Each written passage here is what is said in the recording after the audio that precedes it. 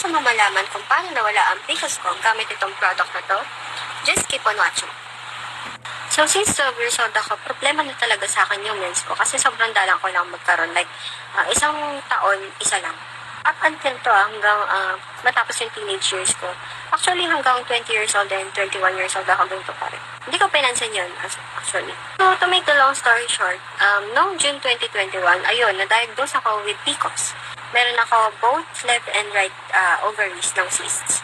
So, syempre, nirecommend sa akin ni Doc na mag-pills ako, yung birth control pills na Althea, na tip na 500. Yun yung nirecommend niya sa akin. And nung time na nalaman ko nun, na may PCOS ako, meron sa akong friend na nag-recommend sa akin, nito nga, I Am Amazing Pure Organic Barley.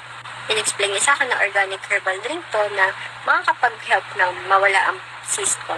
So, binanggit niya sa akin na madaming testimonies about this product na nagpawala ng PCOS nila. Ipapakita ko na natin. Okay. Actually, pwede rin to para sa mga nagtatry mag-conceive. Ito sila. Mga barley babies ang tawag sa kanila daw. So, ayun nga. Imbis na mag-pills ako, tinry ko muna tong I Am Barley.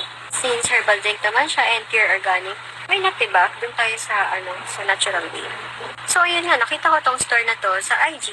If wala kayong IG, meron din silang Facebook page. Lalagay ko na lang sa link.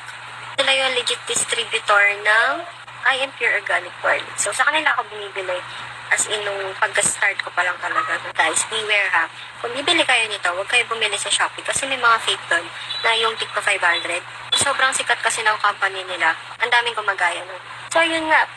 Ininom ko na yung product na to nung simula pa lang nung ma-diagnose ako. And consistently to for 6 months, I patiently waited na mawala talaga yung cyst ko. So, bumalik ako ulit sa OB ko noong March 2022 para tignan ulit kung meron pa rin ba akong cysts. And guys, wala na. Grabe, mapapathank you Lord ka na lang talaga. Kasi organic way, nawala yung cyst ko. Ito na siya noon before.